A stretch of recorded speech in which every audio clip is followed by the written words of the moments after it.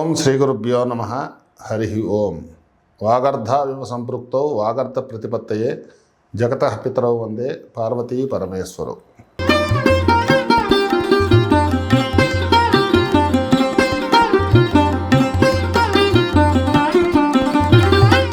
శ్రీ పరాభవనామ సంవత్సరం మేషరాశి గురించి ఏ విధంగా ఉందో తెలుసుకోబోతున్నాం.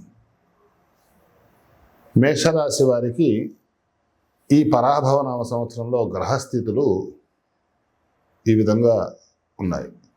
ముఖ్యంగా మనకి 4 గ్రహాలు గోచారంలో సంచరిస్తూ ఉంటాయి. ఈ సంవత్సరం అంతా కూడా శని మీ రాశి వారికి 12వ స్థానం అయినటువంటి మీనరాశిలో సంచరించటం, అలాగే దీనివల్ల ఈ రాశి వారికి ఏలినాటి శని ఆరంభ దశను సూచిస్తూ ఉన్నది. ఇక గురువు యొక్క గోచారాన్ని మనం పరిశీలిస్తే గురువు యొక్క సంచారము ఈ సంవత్సర ప్రారంభంలో మీకు 3వ ఇంట గురువు ప్రవేశం ఈ జూన్ 2, 2026 నాడు చతుర్థ స్థానం అయినటువంటి కర్కాటకంలోకి మారతాడు. ఆ తర్వాత అక్టోబర్ 31, 2026 నాడు పంచమ స్థానం అయినటువంటి సింహరాశిలోకి ప్రవేశించడం అనేది జరుగుతుంది. మరలా తిరిగి వక్రగతిలో జనవరి 5, 25, 2027 మళ్ళీ చతుర్థ స్థానంలోకి చేరుకోవడం జరుగుతూ ఉంటుంది.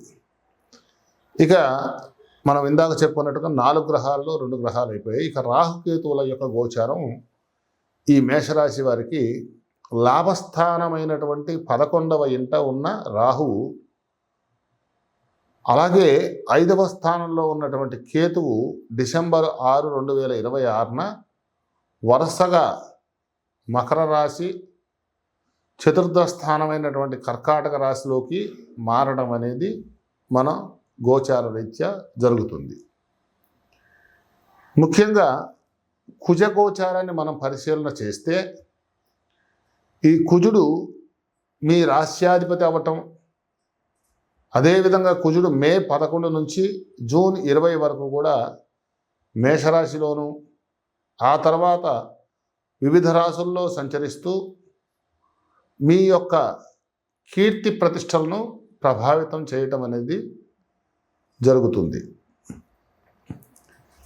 మేషరాశి వారికి ఉద్యోగము మరియు వ్యాపార విషయాలని కనుక మనం గమనిస్తే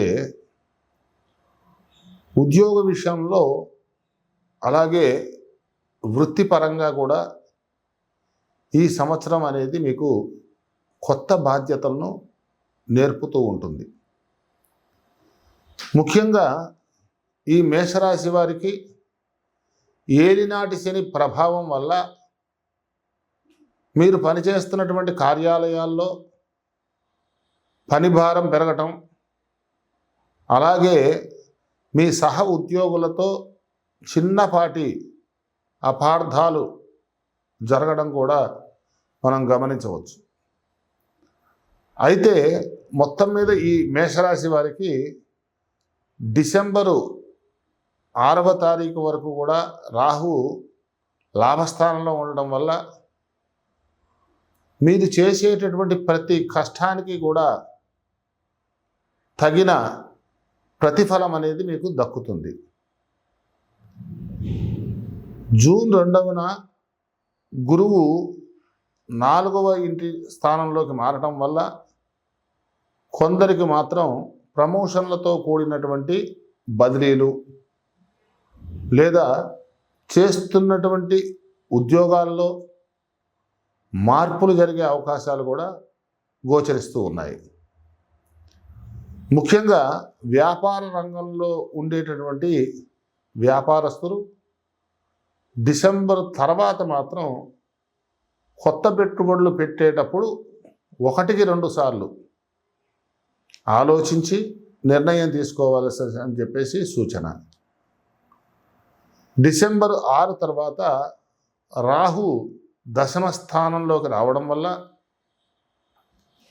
ఆ దశమ స్థానంలో రాహు సంచారం వల్ల రాజకీయ సామాజిక రంగాల్లో ఉన్న వారికి విశేషమైనటువంటి గుర్తింపు లభిస్తుంది. ముఖ్యంగా ఈ మేషరాశి వారికి జ్యోతిష్యంలో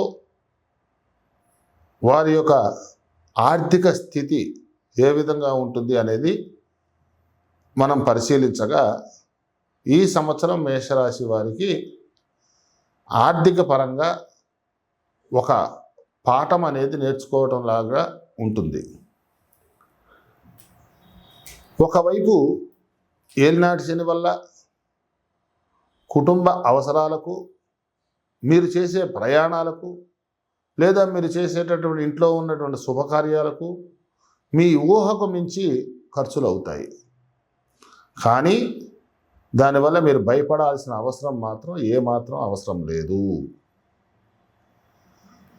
11వ స్థానంలో రాహు సంచారం వల్ల ఏవైతే మీరు చేసేటటువంటి ఖర్చులు ఉన్నాయో ఆ ఖర్చులకు తగినటువంటి ధనాన్ని ఏదో ఒక రూపంలో మీరు సమకూర్చుకోగలుగుతారు. ముఖ్యంగా మేషరాశి వారు అక్టోబర్ 31 నుంచి జనవరి 25 వరకు, అలాగే గురువు 5వ స్థానంలో సంచారం వల్ల ఆ సంచరించే కాలంలో మీకు ఆర్థికంగా ఒక సువర్ణ కాలం అని చెప్పుకోవచ్చు.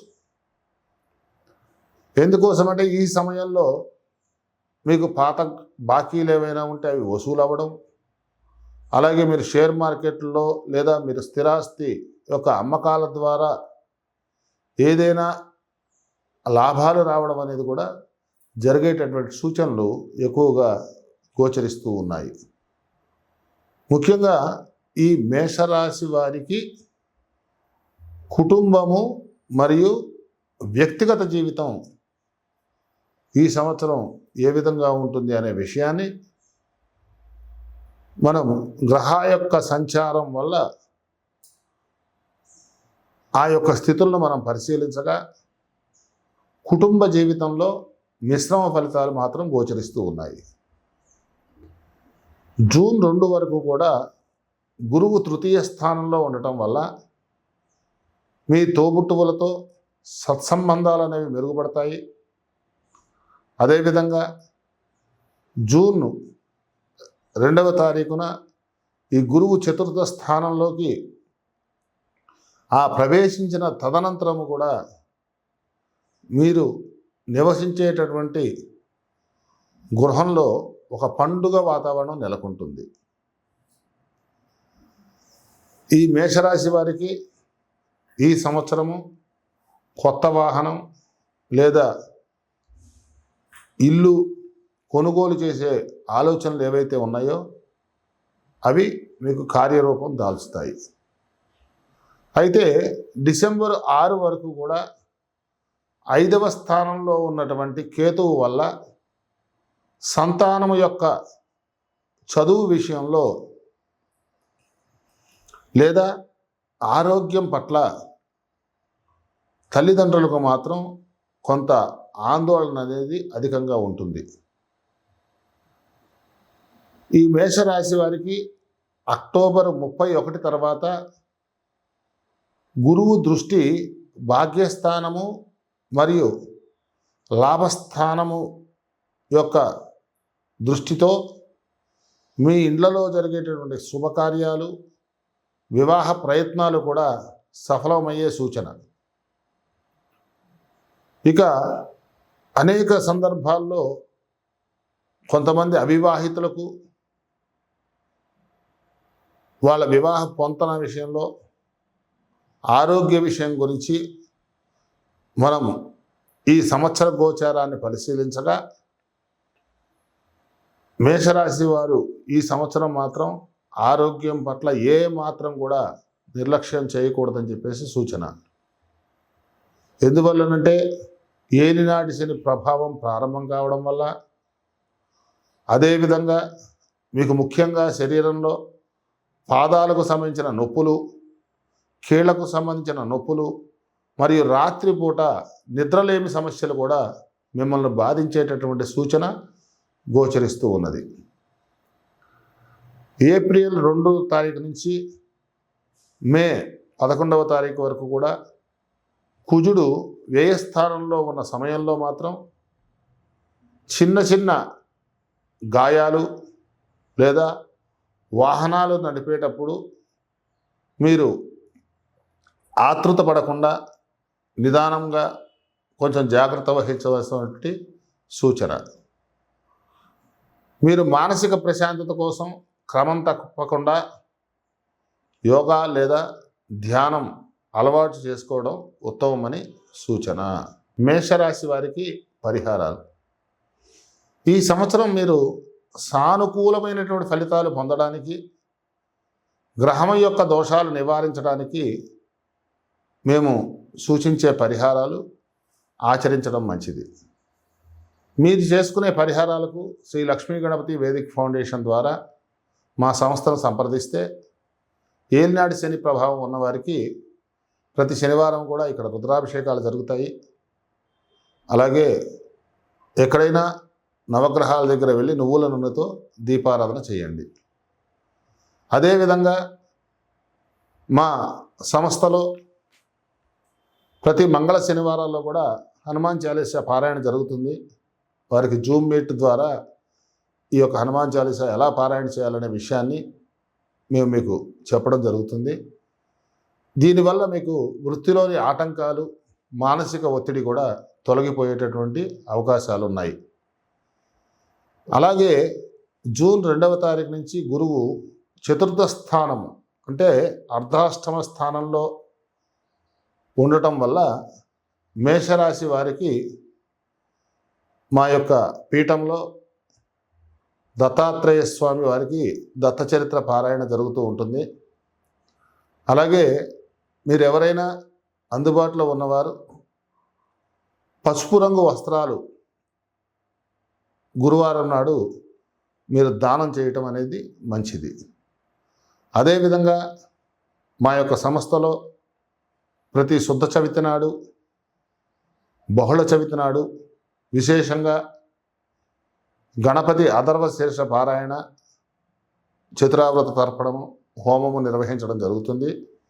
మీ గోత్రనామాలు మా సంస్థ వారికి ఈ స్క్రీన్పై ఉన్న నెంబర్కి తెలియజేస్తే ఈ మేషరాశి వారికి ఈ సంవత్సరం కేతువు చతుర్థ స్థానంలో ఉండటం వల్ల గృహంలో ఏర్పడే ప్రతికూలతలను తొలగించుకోవడానికి నిత్యము కూడా మా సంస్థలో జరిగేటటువంటి హోమాల్లో మీరు గోత్రనామాలు తెలియజేసి పాల్గొనవచ్చని చెప్పేసి సూచన.